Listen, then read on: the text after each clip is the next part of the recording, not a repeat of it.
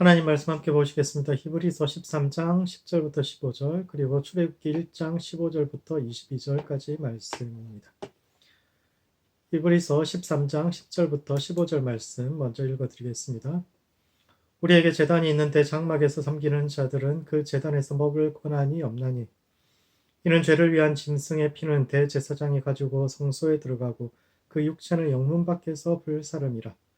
그러므로 예수도 자기 피로써 백성을 거룩하게 하려고 성문 밖에서 고난을 받으셨느니라. 그런즉 우리도 그의 치욕을 짊어지고 영문 밖으로 그에게 나아가자. 우리가 여기에는 영구한 도성이 없으므로 장차 올 것을 찾나니. 그러므로 우리는 예수로 말미암아 항상 찬송의 제사를 하나님께 드리자. 이는 그 이름을 증언하는 입술의 열매니라. 아멘. 출애굽기 1장 15절부터 22절까지 말씀도 읽어드리겠습니다. 애굽 왕이 히브리 산파 시브라라 하는 사람과 부하라 하는 사람에게 말하여 이르되 너희는 히브리 여인을 위하여 해산을 도울 때에 그 자리를 살펴서 아들이거든 그를 죽이고 딸이거든 살려두라.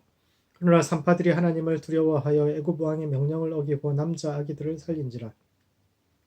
애굽 왕이 산파를 불러 그들에게 이르되 너희가 어찌하여 이같이 남자 아기들을 살렸느냐. 산파가 바로에게 대답하되 히브리 여인은 애굽 여인과 같지 아니하고 건장하여 산파가 그들에게 이르기 전에 해산하였더이다 하매 하나님이 그 산파들에게 은혜를 베푸시니 그 백성은 번성하고 매우 강해지니라. 그 산파들은 하나님을 경외하였으므로 하나님이 그들의 집안을 흥왕하게 하신지라. 그러므로 바로가 그의 모든 백성에게 명령하여 이르되 아들이 태어나거든 너희는 그를 나일강에 던지고 딸이거든 살려두라 하였더라. 아멘.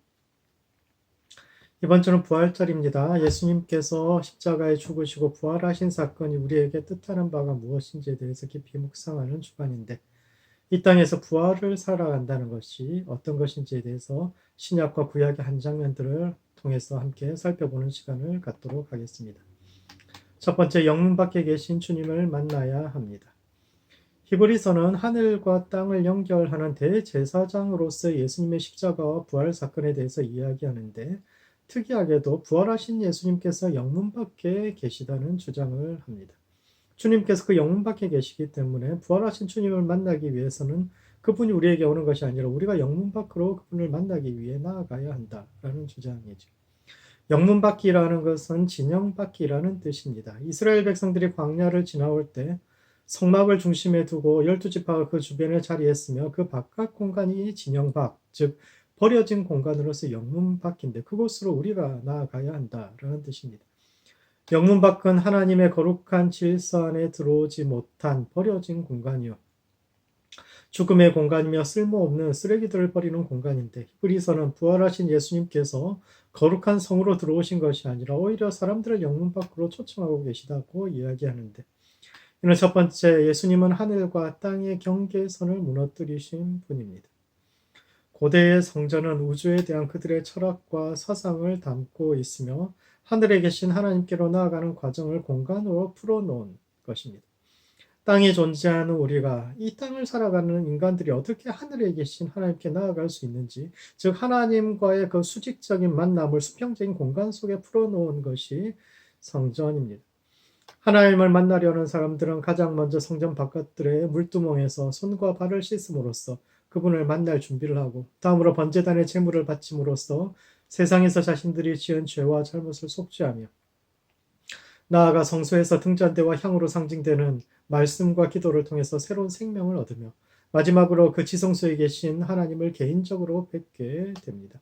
그런데 그 성전에서 결정적인 분기점이 한 군데가 있는데 바로 성소와 지성소를 가르는 휘장입니다. 휘장 너머의 공간인 지성소는 대제사장도 1년에 한 번 청소를 위해서만 들어갈 수 있을 뿐 인간이 접근할 수 없는 곳, 그곳이 지성소. 하나님이 거하시는 그분께서 거하신 그 지성소는 인간이 결코 갈 수 없는, 도달할 수 없는 곳입니다. 이는 영원 속에 거하시는 하나님과 시공간이라는 한계 속에서 살아가는 피조물인 인간이 근본적으로 넘을 수 없는 경계선을 상징하는데 그 휘장이 예수님의 죽으심과 더불어 찢어집니다.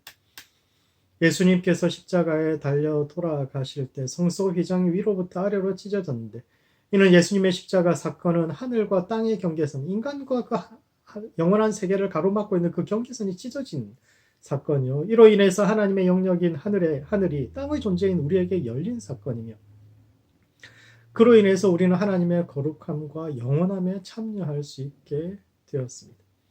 사람은 죽음이라는 넘을 수 없는 그 경계선을 늘 의식하면서 살아갑니다. 휘장이 여러 가지를 상징하는데 그것이 인간의 한계, 죽음이란 그 한계를 상징하죠. 끝이 있기 때문에 우리는 현재를 귀하게 여기고 시간을 소중히 여기며 살아갈 수 있지만 또한 그 한계를 넘어서 어떻게 하면 영혼에 들어갈 수 있을까를 늘 갈망하면서 살아가는 존재들이죠. 자식을 낳거나 역사에 이름을 남기고자 하는 것도 모두 누군가의 기억에라도 남아서 영혼을 살아가고자 하는 우리 영혼 깊은 곳에 열망을 드러내는데 그 영혼을 향해서 가는 길이 예수님의 십자가의 죽음을 통해서 열린 것이고 우리 예수님을 통해서 그 영원한 세계로 접근할 수 있게 된 것입니다. 두 번째, 그렇다면 영원한 세계와 연결되었다는 것이 우리의 삶에 의미하는 것, 또 우리 삶에 요구하는 것은 어떤 것일까요? 우리는 대제사장이신 예수님을 통해서 하늘과 영혼을 만나게 되었는데 그 영원한 세계와의 만남이 오늘 이곳에 있는 우리의 삶에 요구하는 것이 어떤 것인가라는 질문에 대한 답변을 히브리서가 하고 있는데 그것이 바로 영문 밖으로 나아가야 한다라는 것입니다. 사람들은 지성소를 가리던 휘장이 찢어졌기 때문에 더 중심으로 성소를 지나서 하나님께서 계신 지성소로 나아가는 것이 더 영적인 삶이요 경건한 삶이라고 생각하지만 예수님은 이를 거꾸로 보셨습니다. 부활하신 예수님께서는 거룩한 도성에 계신 것이 아니라 영문 밖에 거하심으로 안과 밖의 경계까지 무너뜨리셨습니다. 성전이 보이지 않는 세상을 공간화한 것처럼 현대인들도 자신들의 삶을 공간화하는데 삶이라는 것이 원래 공간화되지 않는 것인데 그것을 공간화하지요. 그 속에서 앞으로 나아가고 위로 나아가고 또 중심으로 나아가는 것을 선이라고 생각합니다. 인생에서 앞으로 나아가고 위로 나아가고 또 중심으로 나아가는 것은 선이라고 생각하죠. 앞으로 가는 것을 진보라고 하고 뒤로 가는 것을 후퇴라고 하며 여기서 앞과 뒤는 단순한 방향을 뜻하는 것이 아니라 선과 악이라는 가치를 갖게 됩니다. 앞으로 나아가는 것은 좋은 것이고 뒤로 나아가는 것은 좋지 않은 것이죠. 이는 위와 아래도 마찬가지입니다. 어른들은 늘 아이들에게 목표를 높은 곳에 두라고 말했는데 이 역시 높은 곳은 좋은 곳이고 낮은 곳은 하찮은 곳이라는 가치를 담고 있으며 이는 안과 밖의 구분도 마찬가지입니다. 일반적으로 안은 안전한 공간이요 밖은 위험한 공간입니다. 아마도 우리가 모두 어머니 뱃속에서 안전하게 있다가 험한 바깥 세상으로 내동댕이 쳐졌다고 생각을 해서 그런 건지 땅에도 이 땅을 살아갈 동안 늘 안쪽 공간, 즉 중심, 센터는 안전하고 가치 있는 공간이요.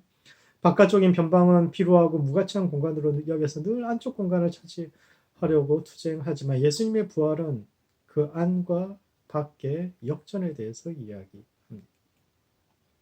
성소의 휘장이 찢어졌다는 것은 이제 제사장들만 성소까지 갈 수 있던 제사장들만 더 깊이 들어갈 수 있게 되었다는 의미가 아니라 기존의 위계적인 질서가 무너지고 모든 사람이 하나님 앞에 평등하게 나아갈 수 있는 새로운 질서가 열렸다라는 뜻입니다. 하나님과 더 깊은 차원의 만남을 가질 수 있게 된 제사장들이 자신들의 특권을 강화해 가는 것이 아니라 오히려 백성들도 그전에는 자신들만 들어올 수 있었던 그 성소에 백성들을 초청해서 그들도 하나님께 접근할 수 있도록 길을 열어주고 또한 여인들의 뜰과 이방인들의 뜰에 갇혀서 여인들은 그 뜰까지밖에 올 수 없었는데 그 길을 넘어서 성소로 들어올 수 있도록 또 이방인들도 더 안으로 접근할 수 있도록 바깥쪽 사람들에게도 기회를 주어야 한다라는 뜻입니다. 나아가 예수님은 스스로 영문 밖에 거하심으로 과거 쓰레기들이 버려지는 공간이요 이 땅에서 버림받은 이들이 머물던 영문 밖이 새로운 중심이 되게 하셨는데 이는 그분은 어디에나 계시며 따라서 중심과 변방이라는 구분이 사라진다는 뜻입니다. 어디가 중심입니까? 예수님께서 거하시는 공간이 중심. 사람들이 갖고 싶은 어떤 가치가 있는 곳, 돈이 많고 힘이 있는 그런 곳이 중심이 아니라 예수님께서 거하시는 곳이 중심입니다. 따라서 복음을 산다는 것은 세상의 중심에 서서 하나님의 영광을 외치는 센터가 되는 데 있는 것이 아니라 중심과 주변에 차별이 없는 세상, 누구나 자기 삶의 주인이 되고 누구나 존재 자체로 존중받을 수 있는 그런 세상을 만드는 것입니다. 우리 각자에게는 하나님께서 심어두신 커다란 나무의 씨앗이 들어있는데 다른 누군가가 되려고 노력하는 것이 아니라 하나님께서 만드신 우리 자신의 모습을 완성해 가는 것이야말로 구원을 이루고 부활을 살아가는 것입니다. 세상이 원하는 더 높은 곳, 더 깊숙한 곳, 더 중심을 향해 나아가는 것이 아니라 안과 밖의 구분이 없는 세상, 내가 나 자신으로 남을 수 있는 세상, 그 어디나 예수님과 함께 천국을 누리는 그런 삶과 세상을 만들어 가는 것입니다.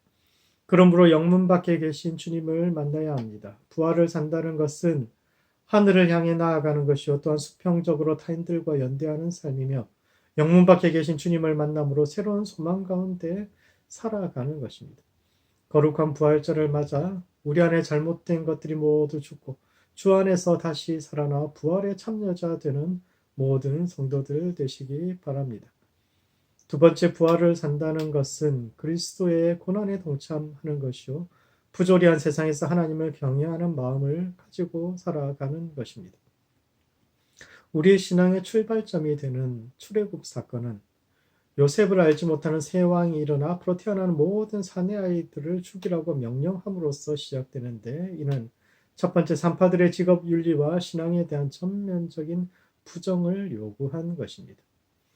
오늘날에는 아기를 낳는다는 것이 그렇게 위험한, 여자들이 목숨을 걸어야 할 만큼 그렇게 위험한 일이 아니지만, 고대 사회에서 출산은 여자들이 목숨을 걸어야 했던 일이요, 산파는 그러한 여러 위험으로부터 산모와 아이를 지키는 전문인이었습니다.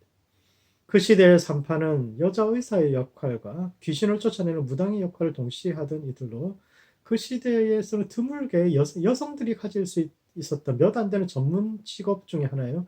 심지어 그들은 자신들만의 신을 가지고 있었습니다. 고대 이집트에서 자신들만의 신을 가질 수 있었던 전문 직업이 많지 않은데, 산파는 죽음의 신에 맞서서 생명을 보존하는데 삶을 바친 여성들로 구성된 그런 집단이고, 그런 집단에게 바로는 자신들의 신념과 신앙의 정면으로 위배되는 일을 하라고 요구한 것입니다. 그리고 바로가 그런 요구를 할 수 있었던 이유는 당시 이집트의 시대 정신이 복수였기 때문입니다. 당시 이집트의 왕은 요셉을 알지 못하는 왕이었는데, 이는 요셉을 잘 모른다는 뜻이 아니라 요셉을 인정하지 않는 왕이라는 뜻입니다. 이집트는 힉소스라는 이방 족속들에게 100여 년간의 지배를 받다가 독립했는데, 그들에게 지난 100여 년의 세월은 외세에 굴복하고 패배한 치욕스러운 기억이요, 요셉도 그 이전 왕조에서 총리를 지냈기 때문에 요셉 역시 자신들이 잊어버리고 싶은, 지워야 할 기억 중에 하나였습니다.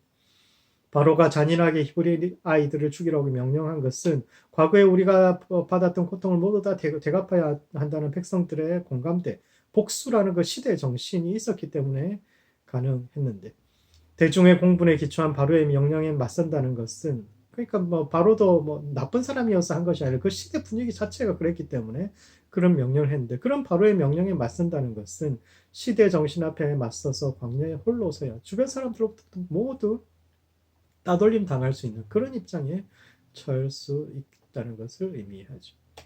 그리하여 산파들은 선택의 기로 앞에 서게 됩니다. 바로의 명령을 따르면 편하게 살 수 있지만, 거부하면 왕뿐만 아니라 백성들과 정면으로 부딪혀야 할 수 있습니다. 바로는 생명을 지키기로 선서한 산파들에게 죽음을 요구하고, 자신이 동의할 수 없는 그런 행위를 강요하면서 너희는 이쪽인가 저쪽인가 입장을 명확히 할 것을 요구하는데, 대개 통치자들은 이러한 선택을 강요함으로써 자기를 따르는 이들의 인간성을 망가뜨리게 합니다. 그래야 사람들이 복종을 하거든요. 독재자들이 가장 싫어하는 것이 깨어있는 시민, 즉 스스로 생각하고 판단하는 이들이기 때문에, 독재자들은 사람들이 생각할 수 없도록 아예 인간성을 망가뜨리는, 스스로 생각할 수 없는 사람으로 만들죠. 전쟁에 승리하는 자가 모든 것을 가졌던 그 시대에 이미 패배하여 소수민족으로 전락한 히브리인들이 위협이 되면 얼마나 위협이 되겠습니까? 그럼에도 불구하고 그들의 위험성을 강조하고 백성들의 결집과 희생을 강요함으로써 바로와 힘있는 그 시대의 권력자들은 자신들의 권력을 강화시켜가는 그 도구로 삼았는데, 예수님을 십자가에 못 박고 또 그분의 부활을 목격한 우리가 천국에 이르기까지 살아가는 이 세상 역시 여전히 그러한 기제에 의해서 움직여져 가고 있습니다. 세상은 여전히 악의 세력 하에 있어서 때로 원치 않는 일을 하도록 강요하고, 이 땅에서 주님을 위해, 주님을 따라서, 그분의 원칙을 따라 살고자 하면 고난을 감수해야 하는데, 그런 점에서 그리스도인의 삶에 고난이 몰려온다는 것은 환영할 만한 일입니다. 왜냐하면 예수님께서도 우리와 같은 고난을 겪으셨기 때문입니다. 예수님은 공생애를 시작하시기 전 30년을 몫으로 사셨습니다. 로마의 식민지인 유대의 변경 갈릴리에서 가난한 몫으로서 온갖 삶의 애환을 비애를 겪으시면서 가족들을 부양하셨습니다. 매달 내야 하는 공과금과 월세, 세금, 식비를 마련하기 위해서 날마다 열심히 일하지만 조금도 나아지지 않는 현실을 오랫동안 겪으셨습니다. 그 시대 세금이 뭐 이중 삼중이지 않습니까? 이제 뭐 이집트 이스라엘에도 바쳐야 되고 로마에도 바쳐야 되고 늘 열심히 사는데 삶은 늘 쳇바퀴를 돌듯이 늘 그 자리를 전혀 나아지지 않는 그런 삶을 사셨는데 같은 삶을 살아가는 그 시대의 사람들에게 좌절하지 말고 또 단 한 번의 혁명으로 모든 것이 바뀔 것이라는 그런 비이성적인 기대를 버리고 그럼에도 불구하고 여전히 하나님 나라를 바라며 살아갈 것을 말씀하셨습니다. 예수님께서 제자들에게 하나님 나라를 위해서 뭔가 큰 걸 하라고 요구하신 것이 아닙니다. 복음서를 읽어보면 예수님께서 제자들에게 말씀하셨던 것, 오늘 우리에게 말씀하시는 것은 다만 새로운 시대가 오고 있다고, 그것이 하나님 나라가 가까이 오고 있다고, 당신께서 그것을 이루실 것이라고, 따라서 소망 가운데서 현실을 인내하면서 기다리라고 말씀하셨을 뿐입니다. 그런 점에서 아무것도 할 수 없는 상황에서 자신의 자리를 지키며 하나님의 구원을 기다리는 것은 이미 좁은 문으로 들어가는 삶을 사는 것이요. 이와 같이 삶이라는 그리스도의 고난에 동참한 자는 누구나 그 길 끝에서 그리스도의 구원을 보게 될 것입니다. 사는 것 자체가 쉽지 않죠. 사는 것 자체가 힘듭니다. 그런데 그 삶을 자기 자리를 열심히 지키는 것 자체가 이미 예수님께서 그런 삶을 오랫동안 사셨기 때문에 그 자리를 소망으로 지키는 것 자체가 이미 좁은 문으로 들어간 것이 우리는 그 길 끝에서 반드시 주님의 구원을 보게 될 것입니다. 두 번째, 그렇다면 히브리 산파들은 어떻게 자신들에게 주어진 사회적인 압력을 이기고 양심을 따라 살 수 있었을까요? 본문에는 두 가지 요소가 나오는데 바로 하나님을 경외하는 것과 지혜를 따라 사는 것입니다. 그녀들이 바로의 명을 거역하고 아이들을 살릴 수 있었던 이유는 바로보다 하나님을 두려워했기 때문입니다. 예로부터 힘 있는 사람들은 늘 하늘 두려운 줄 모르고 자기 위에 있는 하늘을 인정하고 싶지 않아서 신을 밀어넣고 스스로 인간이 세상의 주인이 되어야 행복해진다고 그런 이데올로기를 주장하지만 그런 이들이 만들었던 세상은 대개 힘 있는 사람들만이 행복한 세상이었습니다. 그래서 예로부터 진짜 지혜자들은 하늘 두려운 줄 알아야 한다라고 소리쳐 왔는데 이 말은 힘없는 사람들의 한서린 외침만이 아니라 진짜 지혜의 소리입니다. 하늘은 늘 살아계셔서 고통에 찬 사람들의 소리를 듣고 그에 응답해 오셨기 때문이요. 그 하늘의 소리를 따라 사는 것이야말로 참된 지혜입니다. 산파들은 또한 지혜롭게 행동했는데 그녀들은 왜 사내 아이들을 죽이지 않았는가라는 바로의 질문에 대해서 당신의 명령에 틀렸기 때문이라고 말하지 않습니다. 당신이 우리가 믿는 믿음과 신념과 반대되는 그런 명령을 했기 때문에 우리의 신념은 생명을 살리는 데 있지 죽이는 데 있지 않기 때문에 당신의 명령을 따를 수 없다고 대놓고 말하지 않습니다. 그녀들은 히브리 여인들은 애굽 여인 같지 않아서 산파가 도착하기 전에 해산한다고 답하는데 이것은 누가 들어도 핑계라는 사실을 알 수 있습니다. 집에서 편히 쉬면서 날마다 미용 관리하는 이집트 여인들보다는 뜨거운 햇볕 아래서 노동하던 히브리 여인들이 더 건강하고 쉽게 아이를 낳을 수는 있겠지만 그렇다고 히브리 여인 모두가 산파가 도착하기 전에 아이를 낳는다는 것은 있을 수 없는 일입니다. 그러나 이 대답은 바로가 스스로의 결정에 대해서 다시 한번 생각하고 물러설 수 있는 여지를 주는 답이기도 합니다. 꼭 잘못을 지적하고 반대하는 것만이 능사는 아니지. 때로는 핑계를 대면서 상대방이 빠져나갈 수 있는 길을 열어주는 것이 다시 한번 스스로에 대해서 생각해 볼 수 있게 하는 것이 지혜일 수 있습니다. 비록 바로는 자신의 뜻을 굽히지 않았고 다시 모든 사람들에게 히브리인들의 아이를 강에 던지라는 명령을 함으로써 그녀들은 바로의 결정이나 역사의 흐름을 바꾸지 못했지만 그럼에도 불구하고 그녀들은 자신들이 할 수 있는 최선을 다했습니다. 이와 같이 인생을 살아가면서 꼭 좋은 결과를 내지는 못해도 자신의 자리에서 할 수 있는 한 최선을 다해서 지혜롭게 사는 것이 우리의 역할이요. 우리가 할 수 있는 그 모든 것이 끝났을 때 그 너머에서 하나님께서는 일하기 시작하십니다. 그러므로 하나님을 경외함으로 살아가야 합니다. 세상은 부조리하고 삶에는 감당해야 할 고난이 있으며 우리가 어떻게 행동해도 역사는 변하지 않겠지만 우리의 한계 너머에서 일하시는 주님께서 때가 차면 우리가 기대도 하지 못했던 큰 구원으로 우리를 이끄실 텐데 그날을 바라보며 지혜롭게 오늘을 살아가는 모든 성도들 되시기 바랍니다. 말씀을 정리하겠습니다. 이번 주는 예수님께서 죽음에서 부활하신 주간인데 첫 번째 영문 밖에 계신 주님을 만나야 합니다. 주님은 앞이나 위나 중심에만 거하시는 것이 아니라 오히려 영문 밖에서 우리를 초청하고 계신 분이신데 삶의 고난 속에 함께 하시는 주님을 만남으로 더 깊은 차원의 영성으로 들어가는 모든 성도들 되시기 바랍니다. 두 번째, 하나님을 경외하는 마음으로 지혜롭게 살아야 합니다. 부조리한 세상에서 원치 않는 선택을 강요받는 상황에서 좁은 문으로 들어간 산파들을 통해서 우리의 믿음이 출발을 했는데 기독교의 출발이 바로 이 지점인데 세상보다 하나님을 두려워할 줄 알고 좁은 문으로 들어가 예수님과 함께 죽고 예수님과 함께 부활함으로써 영원한 삶을 살아가는 모든 성도들 되시기 바랍니다. 기도하시겠습니다. 기도하실 때는 먼저 지성소 안에서 주님을 만날 수 있도록 기도합시다. 우리의 기도와 영성이 성소를 지나 지성소 아주 깊숙한 곳까지 들어가 주님을 만남으로 하나님과의 개인적이고 친밀한 관계 속으로 들어갈 수 있도록 우리 자신의 믿음을 위해서 기도하시고 두 번째 영문 밖에서 주님을 만나는 교회와 성도 될 수 있도록 교회를 위해서 기도합시다. 세상이 요구하는 존재가 아닌 하나님이 만드신 나 자신이 되고 인생이 기쁘고 행복할 때만이 아니라 고난과 영문 밖에서도 주님을 만날 수 있는 깊은 차원의 영성을 전하는 교회와 성도 될 수 있도록 서로를 위해서 또 교회를 위해서 함께 기도하시겠습니다. 기도하시겠습니다.